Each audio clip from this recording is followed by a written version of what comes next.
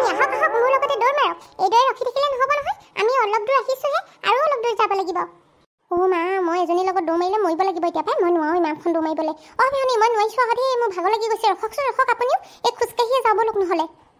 বিয়নী আপুনি ইমান অলপতে ভাগৰিলে, মোৰ এক্সাৰচাইজ কমপ্লিট হোৱাই নাই। মই সদায় ডেইলি বহুত দূৰ দূৰ দৌৰোঁ, তেতিয়াহে আকৌ ক্ষীণাম, নহ'লে আকৌ ইমান শকত হৈ গৈছোঁ নহয়। আপুনি ঠিকে কৈছে, মই পিছে ইমানখন দৌৰিব নোৱাৰোঁ পাই। মোৰ আকৌ বয়সটো আপোনাতকৈ অকণমান বেছি হ'ব, ভাগৰ লাগে ইমানকৈ দৌৰিলে। আৰু মোৰ বডিটোত দেখোন একো নাই, দেখিছেই। আপোনাৰ আগতে মই সদায় দৌৰিবলৈ হ'লে আৰু যিকণ মাংস আছে সেইকণো নাইকিয়া হ'ব। সেইটো হয় বাৰু, পিছে দৌৰিলে অকল ক্ষীণাই দিলেও নহয়, স্বাস্থ্য পাতিও ভাল থাকে। এতিয়া বয়সো হৈ আহিছে, স্বাস্থ্য পাতিটো ভালে ৰাখিব লাগিব নহয়, নহ'লে বেমাৰে আৰু লগে নেৰা হ'ব। হয় মোৰ পিছে আজিলৈকে বেমাৰ সেনেকৈ হোৱা নাই আকৌ দেই, ভগৱানৰ কৃপাত। এতিয়ালৈকে মই ঠিকে আছোঁ বাৰু, একদম 30 বছৰীয়া ছোৱালীগতে হৈ আছোঁ। কিন্তু এই দৌৰা মেলা কৰিবলৈহে অকণমান কষ্ট পাওঁ। আগতে আকৌ বহুত কষ্ট কৰিলোঁ নহয়, একদম বিঘা বিঘা মাটি ৰুবলৈ যাওঁ, মাছ মাৰিবলৈ যাওঁ, কি যে নকৰিলোঁ আৰু। ৰাতি সেই ঢেঁকীত ধান বান্ধো, বহুত কাম কৰিলোঁ। ময়ো পিছে তেনেকুৱা কাম কৰিছিলোঁ, তথাপি আকৌ এতিয়া বোৱাৰীয়ে চব কৰে যে, সেইটো কাৰণে বহি বহি খাওঁতে শকত হৈ পৰিলোঁ নহয়, বেমাৰবিলাকো লগ খালে। সেইটো কাৰণে বোলো ৰাতিপুৱা সদায় মৰ্ণিং ৱাক কৰিবলৈ লৈ আহোঁ, ওলাই আহোঁ আৰু। ভালেই দিয়ক, আপুনি এক্সাৰচাইজ কৰি থাকক, মই চাই থাকিম বাৰু ইয়াতে। মই খালি দৌৰিব নোৱাৰোঁ দেই, মই লাহে লাহে খোজকাঢ়িয়ে গৈ থাকিম। মই ভাবিছিলোঁ লগ এজনী পাইছোঁ বোলো, একদম দুইজনীৰ লগতে কথা পাতি দৌৰি যাম। আপুনি এখন নোৱাৰে নহয়, একো নাই দিয়ক, আপুনি লাহে লাহে খোজকাঢ়িয়ে আহিব, মই দৌৰি গৈ থাকোঁ আৰু। ঠিক আছে যাওক, আপুনি দৌৰি গৈ থাকক, মই লাহে লাহে গৈ আছোঁ। এইজনীৰ লগত মই সমানে দৌৰিবলৈ হ'লে মোৰ কঁকাল ভাঙি থাকিব, কঁকাল ভাঙি কিবাখনে হ'বগৈ। যাওঁ আকৌ নহ'লে অকলে ইয়াতে এৰি দিব। মই আকৌ অকলে ইয়াত ক'তো চিনিও নাপাওঁ নহয়, তেওঁ পিছে পিছে গৈ থাকিব লাগিব। মই আকাশ চুব খুজিছোঁ, তুমিও লগতে যাবানে? মই জীৱন সজাব খুজিছোঁ, তুমিও মোৰ লগৰী হবানে? ভবাই নাছিলোঁ জীৱনত এনেকুৱা এটা দিন দেখিম বুলি। যিজন ল'ৰাক মই ইমান বছৰে ভাল পাই তাৰ লগতে বিয়া হৈছিলোঁ, আজি এটা সাধাৰণ কথাৰ কাৰণে তাৰ মাকে মোক তাহাঁতৰ ঘৰৰ পৰা উলিয়াই দিলে। আৰু এতিয়া নিবিড়ৰ ট্ৰিটমেণ্টটো হ'বলৈ বহুত মাহ বাকী আছে। কি হ'ব জানো? মই ঘৰত কথাবোৰ বাৰু মা দেউতাক কেনেকৈ ক'ম? তেওঁলোকে অন্তৰত মোৰ বাবে কষ্ট পোৱাটো মই কেতিয়াও নিবিচাৰোঁ। মোৰ মা দেউতাই যদি মোৰ বাবে আজি কষ্ট পাবলগীয়া হয়, মোৰ অন্তৰত বহুত আঘাত লাগিব। তেওঁলোকে মোৰ কাৰণে কি কৰা নাই? মই যাক ভাল পালোঁ তাৰলৈকে মোক বিয়া দিলে, মই যিটো লাগে বুলি কওঁ তাকে মোক দিয়ে। আৰু ভাইটিৰো এতিয়া ভালপোৱা আছে। যদি ভাইটিৰ ভালপোৱাগৰাকী এইবিলাক কথা গম পায়, বিৰি নাই, তেতিয়া যে কি বুলি ভাবিব নহয় আমাৰ ঘৰখনক। তাৰ সম্পৰ্কটো প্ৰভাৱ পৰিব মোৰ বাবে। কি কৰোঁ নহয় মই ভাবিয়ে পোৱা নাই। মা দেউতাহঁতে এতিয়া মই অহাৰ বাবে ইমান ফূৰ্তি পাইছে, তথাপিও মায়ে মোক সুধিয়ে আছে, কথাবোৰ জানিবলৈ ইচ্ছা কৰিছে। মায়ে কি জানিবা মোক সন্দেহ কৰিছে নেকি? কিবা এটা হৈছে মোৰ জীৱনত বুলি মায়ে নিশ্চয় গম পাইছে, সেইটো কাৰণে মোক ইমানকৈ সুধি আছে। কিন্তু মই বাৰু মা দেউতাহঁতক ইমান সহজে কথাবোৰ কেনেকৈ কৈ দিওঁ? তেওঁলোকে কি বুলি ভাবিব? নিবিড়কে তেওঁলোকে ভুল বুজিব। এতিয়ালৈকে মই নিবিড়ৰ বাপেক নোহোৱাৰ কথা কাকো কোৱা নাই, নিজৰ মনতে দবাই ৰাখিছোঁ। চাইলিকো কোৱা নাই আনকি। চাইলিৰ লগত এই বিষয়ে পাতি চাব লাগিব, তেতিয়া তাই কিবা এটা মোক চলিউশ্যন দিব পাৰিব। বহুত বিপদত পৰিছোঁ আৰু। ভগৱান তুমি য'তে আছা মোক ৰক্ষা কৰা আৰু। মই কি কৰোঁ কি নকৰোঁ একোৱে ভাবি পোৱা নাই। মোৰ কিবা লাগি গৈছে, মৰি যাবলৈহে মন গৈছে মোৰ। নিধি গুড মৰ্ণিং। তুমি এতিয়াও কি সেইবিলাক কথা ভাবি আছা নেকি? চাইলি তুমি উঠিলা? মই তোমাৰ কথাই ভাবি আছিলোঁ, তোমাৰ লগত কথা এটা পাতিব আছিল। মই বাৰু ওচৰতে আছোঁ, মোৰ লগত যেতিয়া হ'লেও কথা পাতিব পাৰিবা। কিন্তু নিধি তুমি এইবিলাক বেছিকৈ ভাবি নাথাকিবা, যি হৈছে হ'ব দিয়া আৰু। চাইলি মই নেভাবোঁ বুলিয়ে আছোঁ, কিন্তু কি কৰোঁ? মোৰ মনত যে একেবোৰ প্ৰশ্ন আহি আছে। মই নিজকে বুজাবই পৰা নাই। মোৰ মনটোক বাৰু মই কেনেকৈ বুজাওঁ? মই তোমাৰ দুখবোৰ বুজিছোঁ নিধি, তুমি যে কিমান দুখত আছা। তুমি কাকো কথাবোৰ খুলিও ক'ব পৰা নাই। তুমি এটলিষ্ট মোৰ লগত সকলো কথা শ্বেয়াৰ কৰিব পাৰা। তোমাৰ যদি মনটো বেয়া লাগিছে, মোৰ লগত কথা পাতিলে সকলোবোৰ ঠিক হৈ যাব। অন্ততঃ মই কিবা এটা সমাধান তোমাক দিব পাৰিম। চাইলি সেইটো কাৰণে মই তোমাৰ ওচৰলৈ যাম বুলি ভাবিছিলোঁ, তোমাৰ লগত কিছুমান মনৰ কথা পাতিবলৈ, যিবোৰ মই আজিলৈকে কাকো কোৱা নাই। নিধি তুমি মোক বিশ্বাসত ল'ব পাৰা, তুমি মোক সকলো তোমাৰ মনৰ কথা খুলি ক'ব পাৰা। কোৱাচোন কি হৈছে তোমাৰ লগত?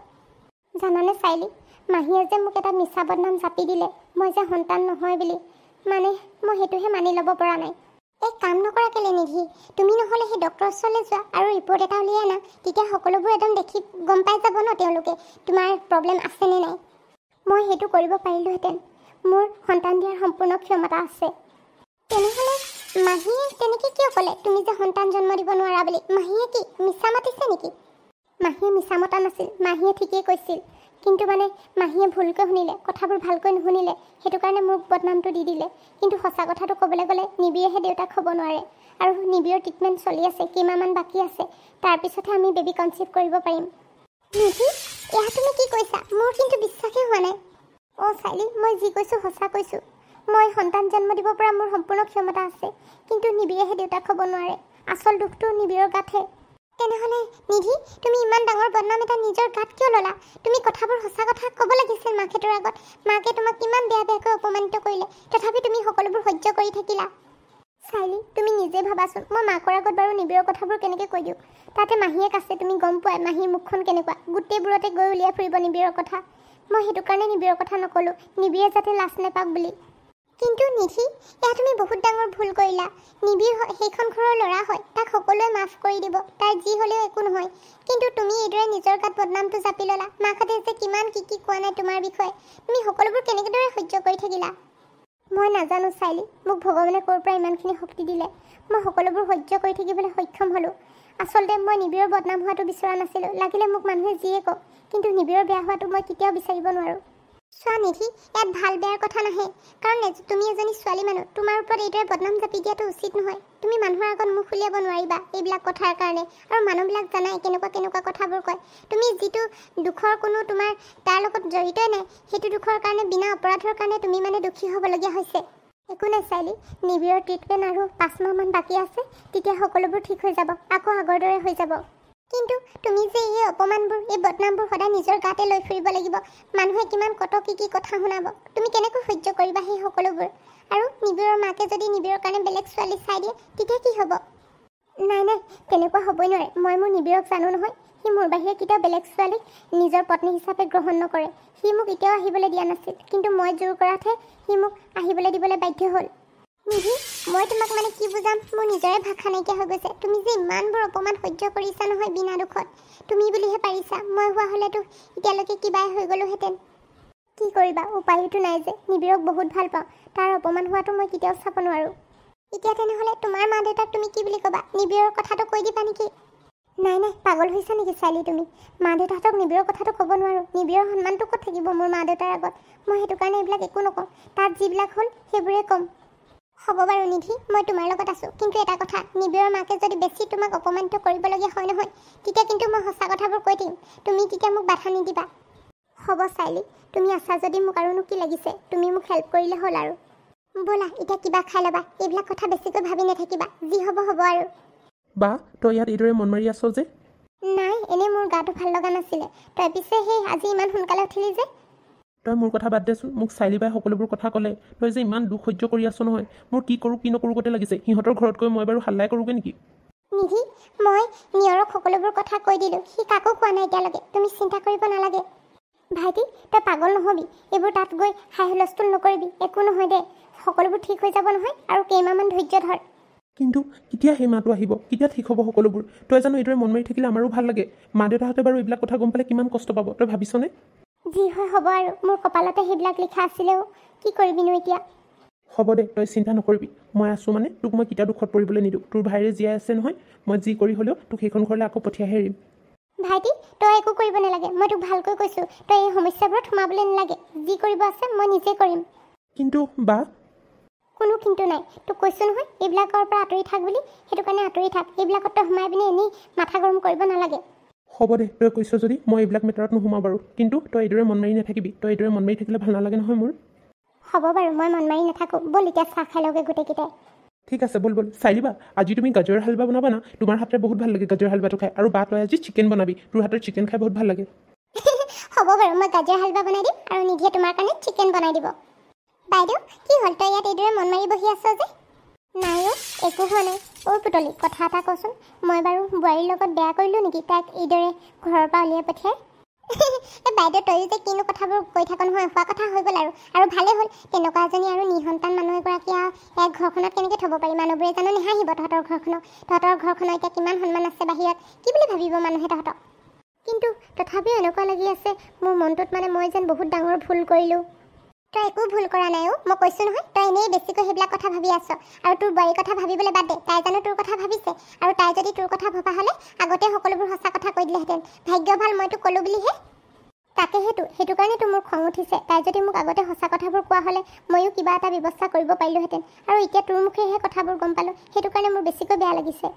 এই তই এইবিলাক একো ভাবি নাথাকিবি। তোৰ ল'ৰা দেখাই শুনাই ধুনীয়া কামে বনেও আছে, হাজাৰজনী ছোৱালী আহি যাব। বিয়া পতাৰ পিছতো কি ছোৱালী নাপাব নেকি? তোৰ ল'ৰালে কিমান ছোৱালী চাগে মৰি আছে এতিয়া।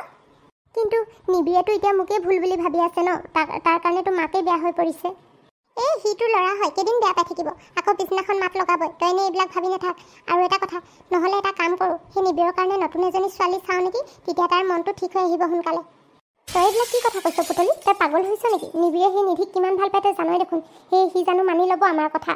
মই পাগল হোৱা নাই, যি ভাবিছোঁ ঠিকেই ভাবিছোঁ। তোৰ ল'ৰাৰ কথাই ভাবিছোঁ। সি বাৰু এইদৰে বৰলা হৈ থাকিবনে? সেইজনীতো গ'লেই আৰু মাক বাপেকে চাগে বেলেগলৈ বিয়া দি দিব পাৰে, কি ঠিক। তোক সেইটো কাৰণে কৈছোঁ, ল'ৰাৰ কাৰণে ছোৱালী এজনী চা, ভাল ছোৱালী এজনী, দুইজনীয়ে মিলি চাওঁগৈ। সেই নিবিৰেও মানি ল'ব শেষত দে। হ'ব দে, মই কথাবোৰ ভাবি চাম বাৰু, তাৰপিছত তোক জনাম। তই ভালকৈ ভাবি চাবি। মোৰ ওচৰত সেই চিনাকি ছোৱালী এজনী আছে, দেখাই শুনাই কামে বনেও ভাল ছোৱালীজনী বাৰু। তোৰ যদি পচন্দ হয় কবি। সঁচাকৈ নেকি? তোমাৰ বাৰ লগত তেনেকুৱা হ'ল নেকি? পিছে তোমাৰ বাৰ এটিটিউড যিটোহে, তেনেকুৱা হ'বই তাইৰ লগত। বিৰিনা, এয়া তুমি কি কৈছা? মোৰ হাত উঠি যাব কিন্তু। তুমি মোৰ বাৰ বিষয়ে তেনেকৈ ক'বলৈ ক'ত সাহস পালা? নিয়ৰ, তুমি মোৰ ওপৰত হাত উঠাইছা তোমাৰ বাৰ বাবে। মই কি এনেকুৱা কথা ক'লো যে তুমি মোৰ ওপৰত হাত উঠাবলগীয়া হৈছে? মই ভবাই নাছিলোঁ তুমি যে এইদৰে এদিন মোৰ ওপৰত হাত উঠাবা বুলি। চোৱা বিৰিনা, মই তোমাৰ ওপৰত হাত উঠোৱা নাই, কিন্তু তুমি মোৰ বাৰ বিষয়ে ইমান বেয়াকৈ কৈছা। তুমি যে তেনেকৈ ক'বা বুলি এটলিষ্ট মই ভবা নাছিলোঁ। মই তোমাৰ বাৰ বিষয়ে একো বেয়াকৈ কোৱা নাই, যিটো সঁচা সেইটোহে কৈছোঁ। তোমাৰ বাৰলৈ মোৰো বেয়া লাগিছে, কিন্তু তাই যিমান এটিটিউডত থাকে ন, সেইটো কাৰণে কৈছোঁ। চোৱা বিৰিনা, তুমি এতিয়া ইয়াৰ পৰা যোৱা। তুমি মোৰ বাৰ বিষয়ে যিবোৰ কথা কৈ থাকিলে মোৰ আৰু বেছি খং উঠিব। নহ'লে মই কি কৰি পাম মই নিজেও নাজানো। সেইটো কাৰণে ইয়াৰ পৰা যোৱা কৈছোঁ, যোৱা। হ'ব, মই আহিছোঁ দিয়া। তোমাৰ বাৰ কাৰণে আজি তুমি মোৰ ওপৰত হাত উঠাব লৈছা নহয়, ময়ো এদিন চাই ল'ম।